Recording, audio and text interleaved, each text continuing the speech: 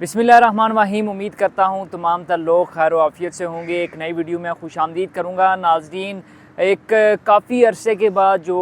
साबिक़ वज़ीर-ए-आज़म भी हैं और मौजूदा सदर हैं मुस्लिम कॉन्फ्रेंस आज़ाद कश्मीर के सरदार अतीक अहमद ख़ान साहब, उनका एक इंटरव्यू मंज़र-ए-आम पर आया है जिसमें उन्होंने बड़ी ही अहम बातें की है। सबसे पहले तो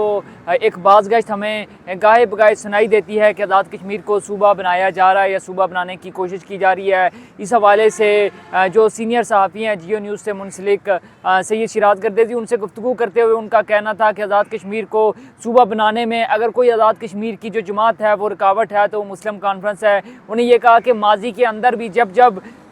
ये कोशिश की गई कि आज़ाद कश्मीर को सूबा बनाया जाए तो उन्हें हमेशा इसकी मुखालफत की जाए, और अगर ये खुल कर कहा जाए कि आज़ाद कश्मीर को सूबा बनाने में कोई चीज़ अगर रुकावट है तो मुस्लिम कॉन्फ्रेंस है, क्योंकि वो ये समझते हैं कि जब तक मकबूजा कश्मीर के अवाम का फ़ैसला नहीं हो जाता तब तक आज़ाद कश्मीर को किसी भी किस्म में के किसी भी जो मुल्क के साथ जो है वो ज़म करना नाइंसाफ़ी होगी। दूसरी जानिब जो उनसे ये सवाल किया गया 29 सितंबर को, क्योंकि अवामी एक्शन कमेटी के एहतजाज के दौरान एक नाखुशगवार वाक़या पेश आया था जिसमें अमन रैली निकाली थी मुस्लिम कॉन्फ्रेंस मुज़फ़्फ़राबाद के ज़ेर एहतमाम। तो उसमें जो एक नाखुशगवार वाक़या पेश आया था जिसमें कुछ लोगों की जानें भी गई थी। तो इस हवाले से जब उनसे सवाल पूछा गया कि 29 सितंबर को ये जो तमाम तर चीज़ें हुई कि आप उसकी हमायत करते हैं, तो उसके जवाब में उनका कहना था कि जो मुस्लिम कॉन्फ्रेंस ने वहाँ पर किया उसने अपने दफ़ा में किया है, और जो मुस्लिम कॉन्फ्रेंस ज़ाहिर सी बात है अगर उस पर पहले अवामी एक्शन कमेटी के गुंडों की जानिब से जो है वो हमला किया गया तो उसके बाद जो एक्शन था उसका रिएक्शन जो है वो ये सामने आया है। साथ ही साथ जो सरदार अतीक अहमद ख़ान साहब हैं जो कि मुस्लिम कॉन्फ्रेंस के मौजूदा सदर भी हैं, साबिक़ वज़ीर-ए-आज़म भी रह चुके हैं, और ये मुस्लिम कॉन्फ्रेंस जो कि आज़ाद कश्मीर के अंदर सबसे ज़्यादा बाहर इक़्तिदार में रही है, उनसे जब ये सवाल पूछा गया कि क्या जो मौजूदा वज़ीर-ए-आज़म आज़ाद कश्मीर है उनके बारे में आपका क्या ख्याल है, किस तरह की पर्सनैलिटी है, तो उन्होंने कहा कि बड़े ही सीनियर, बड़े ही मंजे हुए और बड़े ही तजर्बाकार सियासतदान है। लेकिन उन्होंने साथ ये कहा कि जब उनको वज़ीर-ए-आज़म बनाया जा रहा था तो उस वक्त भी उन्होंने उनका जो वज़ीर-ए-आज़म बनने का अमल था उसमें वोटिंग नहीं की थी। अब जब तहरीक अदम एतमाद पेश की जाएगी तो इस अमल से ख़ुद को दूर रखेंगे। हालांकि मुस्लिम कॉन्फ्रेंस की कोई इतनी ज़्यादा नशिस्तें आज़ाद कश्मीर कानून साज असम्बली के अंदर नहीं है, और उनके वोट देने या ना देने से शायद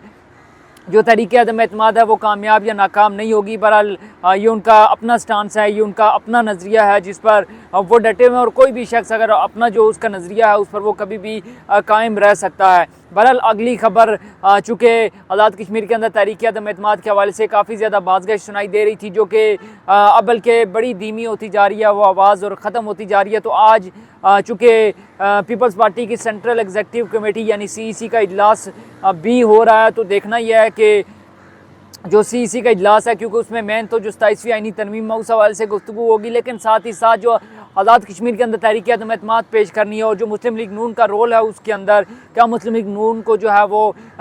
बतौर इत्तेहादी जमात आज़ाद कश्मीर के अंदर शामिल करने पर कोई फ़ैसला किया जाएगा, उनको मनाने के हवाले से कोई फ़ैसला किया जाएगा, और क्या तहरीक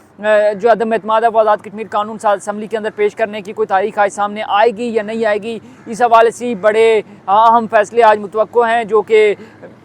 चेयरमैन पीपल्स पार्टी हैं बिलावल भुट्टो ज़रदारी, उनकी ज़ेर सदारत एक अहम इजलास होना है जिसके बाद ये फैसला किया जाएगा 27वीं आईनी तरमीम के हवाले से भी, और साथ ही साथ आज़ाद कश्मीर कानून साज असम्बली के अंदर तहरीक अदम एतमाद पेश करने के हवाले से भी। तो लेट्स सी, आज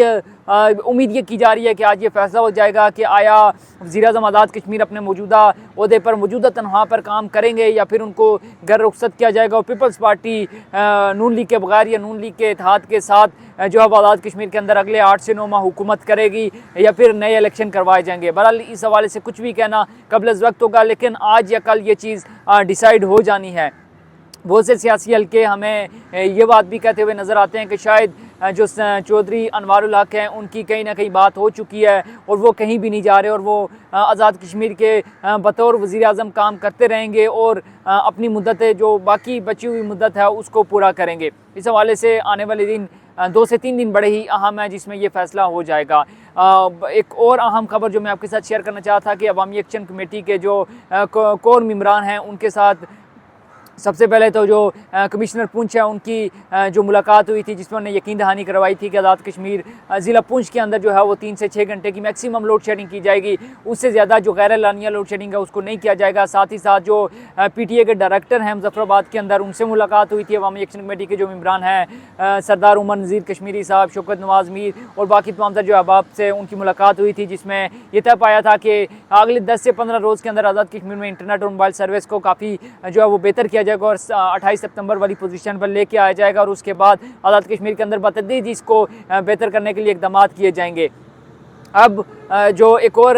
जो मायदा हुआ था और मायदे के अंदर ये लिखा गया था अवामी एक्शन कमेटी और हुकूमत के दरमियान की जो सेहत कार्ड है उसको अगले 10 रोज़ के अंदर या 7 रोज़ के अंदर बहाल किया जाएगा। इस हवाले से वज़ीर-ए-आज़म आज़ाद कश्मीर चौधरी अनवारुल हक साहब ने जो डायरेक्शन भी मुतल्लिका महकमे को दी थी, लेकिन 7 रोज़ गुजर चुके हैं, अभी तक सेहत कार्ड की जो बहाली है उस हवाले से हमें कोई इक़दाम होते हुए नज़र नहीं आ रहे। हालाँकि तमाम तर डेटा चूँकि आज़ाद कश्मीर की हुकूमत के पास मौजूद है, जस्ट आपने फ़ंड रिलीज़ करने और जो सेहत कार्ड है उसकी बहाली के हवाले से आपने नोटिफिकेशन जारी करना है, लेकिन ताहाल इस हवाले से कोई इक़दाम नहीं हुए जिससे एक आम आदमी, एक आम शहरी या वो तमाम तर मरीज़ जो अफोर्ड नहीं कर सकते अपना इलाज खुद करवाना, उनको एक सहूलत मिली हुई थी, वो इससे महरूम होकर रह गए और काफ़ी ज़्यादा परेशान भी हैं। अगर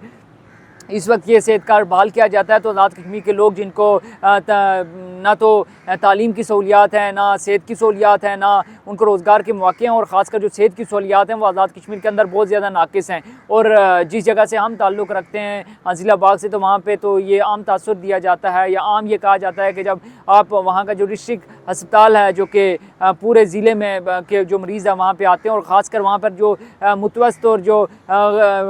मिडल क्लास किस्म के जो लोग हैं वो वहाँ पे अपने मरीज़ों को लेकर आते हैं, तो उनको एक ही बात कही जाती है कि आपके मरीज़ का यहाँ पर मज़ीद इलाज नहीं हो सकता। फर्स्ट एड देने के बाद उनको रावलपिंडी इस्लामाबाद जो है वो शिफ्ट कर दिया जाता है, रेफ़र कर दिया जाता है। तो अगर इस टाइम पे जो है वो सेहत कार्ड बहाल कर दिया जाता है तो मेरे ख्याल में आज़ाद कश्मीर के अवाम को इससे बड़ी सहूलत कोई नहीं होगी कि आज़ाद कश्मीर के जो अवाम है अगर उनका कोई प्यारा बीमार रहता है तो उसका वो बासानी इलाज अपना करवा सकें। बड़े ही अहम फैसले मुतवक्के किए जा रहे हैं आज के इजलास में पीपल्स पार्टी की इसी में। साथ ही साथ जो अवामी एक्शन कमेटी है चूँकि उसने 10 से 15 रोज़ का टाइम भी दिया और उसे ये वाज़ेह तौर पर कहा हुआ कि अगले 10 से 15 रोज़ के अंदर अगर ये जो इंटरनेट है उसको बेहतर नहीं किया जाता और अगर बिजली की लोड शेडिंग कम नहीं होती तो शायद अवामी एक्शन कमेटी जो है एक मरतबा फिर सड़कों पर निकलेगी और सड़कों पर निकलने के बाद जो अपने हुकूक है उनको लेने के लिए जो है वो हमें मुतहरक नज़र आएगी। इससे पहले भी हमने देखा कि जो अवामी एक्शन कमेटी ने जितने भी मुजाहरे किए, जितने भी उनके प्रोटेस्ट हुए, उनमें अपने जो भी मुतालबात सामने रखे वो तमाम तर मुतालबात उनके जो है वो माने गए। एक चीज़ जो यहाँ पर रह गई थी वो मैं आपके साथ शेयर करना चाहूँगा कि सरदार अतीक अहमद ख़ान साहब जिनका खुसूसी इंटरव्यू के हवाले से मैंने आपसे गुफ्तगू की, उसमें उनसे एक सवाल ये भी किया गया कि क्या आप समझते हैं कि जो महाजिन की नशिस्तों के ख़ात्मे के हवाले से हुकूमत और अवामी एक्शन कमेटी के दरमियान एक मायदा हुआ है, उस हवाले से अगर उनको ख़त्म किया जाता है तो उस पर आप क्या रद्द-ए-अमल देंगे? तो उस पर मुस्लिम कॉन्फ्रेंस के जो सदर हैं सरदार अतीक अहमद ख़ान साहब, उन्होंने ये कहा कि जो महाजिन की नशिस्तें हैं ये नुमाइंदगी करती हैं जम्मू कश्मीर के लोगों की, तो इनको किसी सूरत ख़त्म नहीं होना चाहिए। साथ ही साथ उन्होंने ये भी कहा कि जो मायदा हुआ है ये तहरीरी तौर पर या उस तरह से तो है नहीं, ये फ़िलहाल ज़ुबानी कलामी बातें अभी तक ख़त्म नहीं हुई। कहा यह गया था कि एक जो मशावरती टीम जो है वो तश्कील दी जाएगी, वो तश्कील दी जा चुकी है बहरहाल, और उसके बाद जो है इस हवाले से जो देखा जाएगा, जो माहिरीन है इसको देखेंगे, जांचेंगे कि आया